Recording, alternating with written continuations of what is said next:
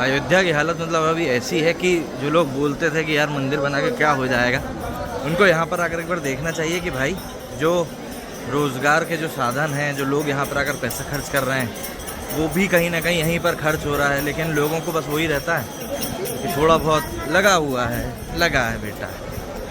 तो मतलब समझना चाहिए ना यार, पैसा खर्च हो रहा है यहाँ पे तो यहीं के लोगों को मिल रहा है, लोगों को रोज़गार मिल रहा है, 10 तरह की चीज़ें हो रही हैं। तो बस बात वही होती है, बकवास करने वालों को बकवास करनी होती है। जय श्री राम। ये वीडियो मैंने तब शूट किया था जब मैं 6 दिन पहले अयोध्या में श्री राम लल्ला की प्राण प्रतिष्ठा के बाद उनके दर्शन करने के लिए गया था, और वहां पर यही कुछ चीजें देखकर मुझको महसूस हुई जो कि मैंने सोचा कि आप लोगों से साझा करी जाए। दरअसल अयोध्या की पहचान श्री राम से है। श्री राम के कारण ही अयोध्या जानी जाती है, पहचानी जाती है, और यही कारण है कि अयोध्या के विकास का पूरा ताना बाना श्री राम जन्मभूमि मंदिर के इर्द गिर्द घूम रहा है।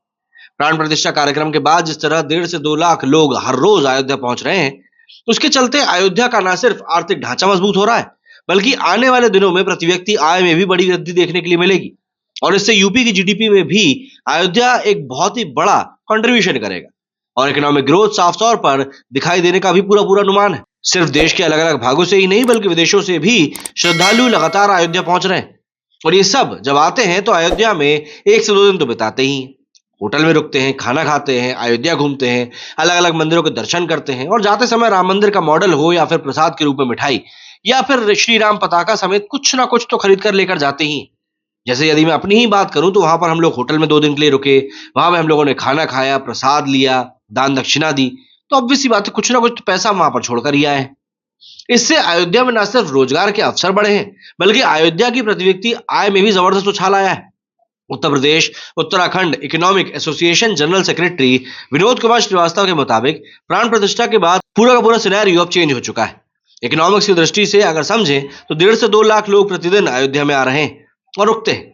अधिकतर होटल आपको यहाँ पर फुल मिलेंगे, और जब लोग होटल में रुकते हैं तो यहाँ की इकोनॉमी पर उसका असर पड़ रहा है कि आस्था से यहाँ पर अच्छा खासा ग्रोथ इकोनॉमी को देखने के लिए मिल रहा है।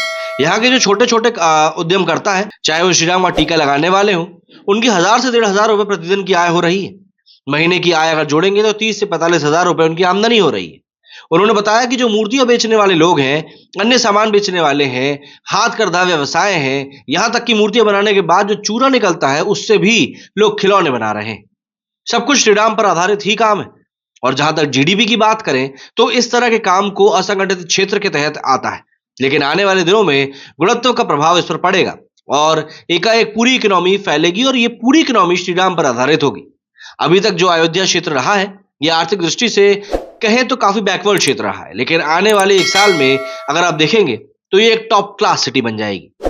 रोजगार और प्रति व्यक्ति आय को एग्जाम्पल के तौर पर अगर समझे तो अयोध्या में 500 के आसपास लोग श्रद्धालु के मस्तक पर श्री राम लिखने के काम से जुड़े हुए हैं।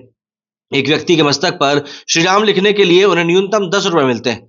कुछ लोग तो इसे अधिक भी दे देते हैं।